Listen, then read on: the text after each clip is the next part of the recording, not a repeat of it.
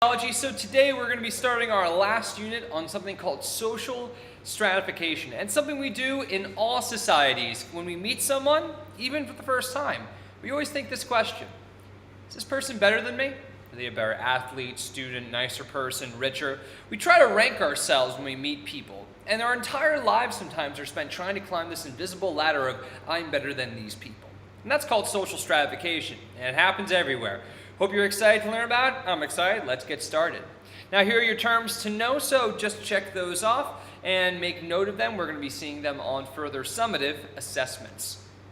Now, first thing we talk about is social stratification. All societies do this, and it basically ranks people in a hierarchy based on their access to scarce resources. That means there's only a limited amount of money, oil, resources, stuff in this world. And whoever's got the most of it for the most part is a higher rank. In all societies, people rank one another based on what we have and what skills we have and what we can possibly do. Now, there's four basic principles of social stratification, four things that are true about it. Number one, it is a characteristic of society. There is no society where everyone is equal and no one's better than someone else. You can't find it. It doesn't happen. Second thing, it happens over generations.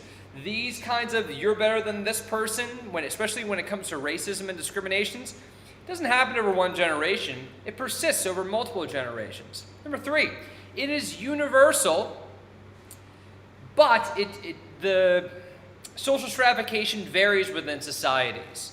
So it happens everywhere, but social stratification will change based on where you go, who is higher and why they are higher up. Fourth thing, it doesn't just involve inequality, but an actual belief that people have that I'm better than this group. So it's not just, oh, well, I have more stuff than you, so I'm rich and you're poor, and there's social stratification. It's no. Because I have money and you don't, I'm better than you because I can buy certain things. That's social stratification. Now, there are two different systems of social stratification. The first is a caste system, which is all about ascribed status. You're born to a certain family with certain privileges and powers. You cannot move up. The caste system, the country that was most famous for this was India before the 1950s, even though there are some remnants of the caste system still in India. Second thing is the class system. Class system is what we're used to. Basically, it says that our rank in society is based on achieved status. What skills do we have? What knowledge do we have? How much money do we have? How much stuff do we have? What do we own? And depending on those things, that's where we fall in this ranking of society. Now, Karl Marx believed that how high or low you are on this rank is based on means of production.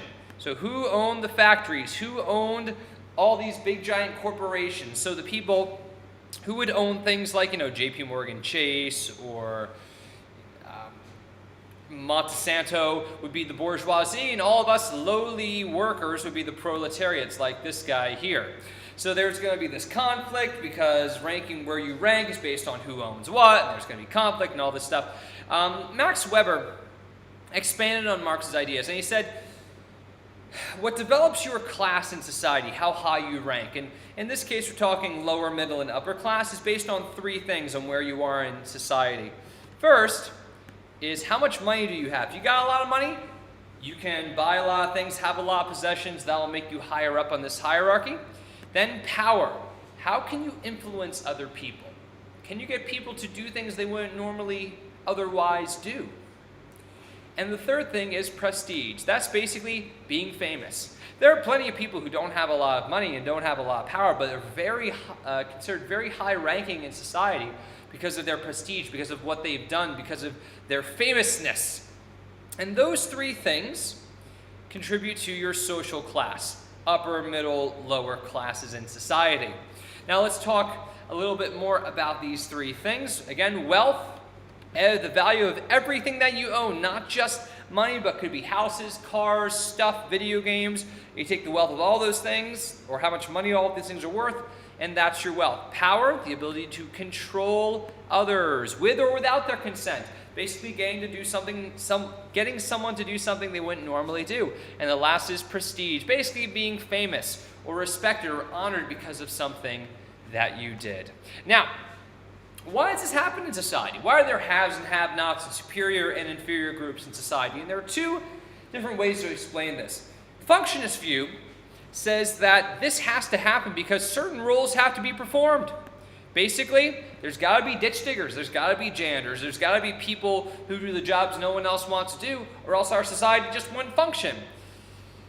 However, there are very talented people in the lower class who do important jobs, and not everyone has equal access. So that's the misgivings of a functionist perspective. The conflict perspective say it's all about exploiting resources. It's about the 1%, attacking the 99%, and it's all about corporations just making us pawns in their game, man. We need to fight the power that be. But here's the problem. There's unequal rewards based on talent. So it may be one class exploiting the other, but based on what they do, they get unequal rewards. So that really doesn't make sense. And not everyone can fulfill every job. It's not about one group controlling the other, because you have to have a mix. So there's not a very strong explanation for either side. The one that makes more sense is this functionalist, that you need ditch diggers, but there are also some misgivings and failures to that system as well. Well, I hope you learned something you did not know before as we're looking at social stratification. Thanks for watching.